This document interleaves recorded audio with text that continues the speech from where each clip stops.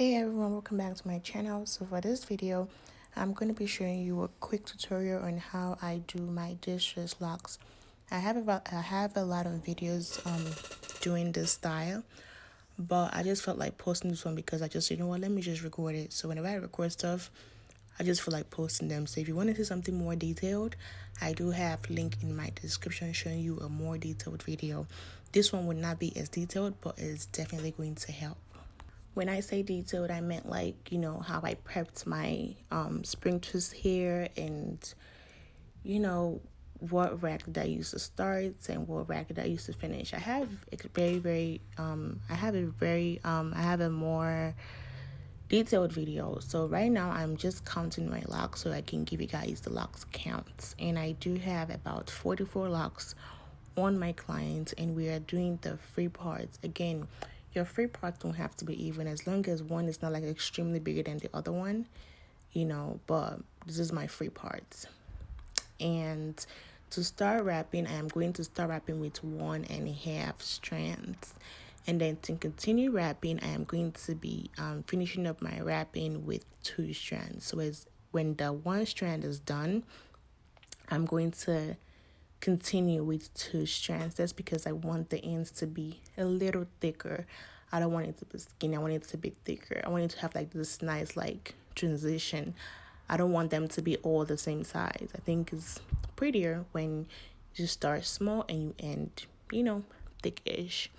And to get the messy look, I would be using my thumb, to make a nice loop.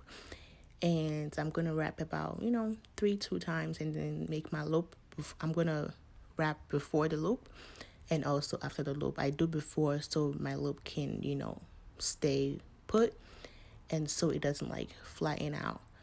I'm trying to see if I left any important information. So I'm using color 1B, the link to the hair.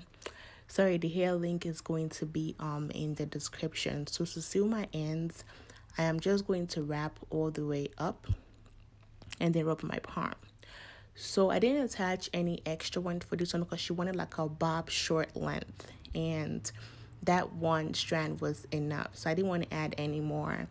But for the rest of the hair, I am definitely going to keep adding because I would not really have enough hair to cover, to get the length that I want. So this one is just a bit different. Sometimes the middle of your hair is really different than all of them. Like, I don't know. You might end up using like 2 strands for the bottom, but then the top, as you go up, your hair gets like longer. Not like your natural hair get longer, like your hair get longer in terms of like the distance between the back and the top of your hair. Is it's a pretty nice distance. So that's what I meant. So when I go further, then I have to keep adding more hair. Well, I don't know if that makes sense, but if you have any question, please do not forget to ask me.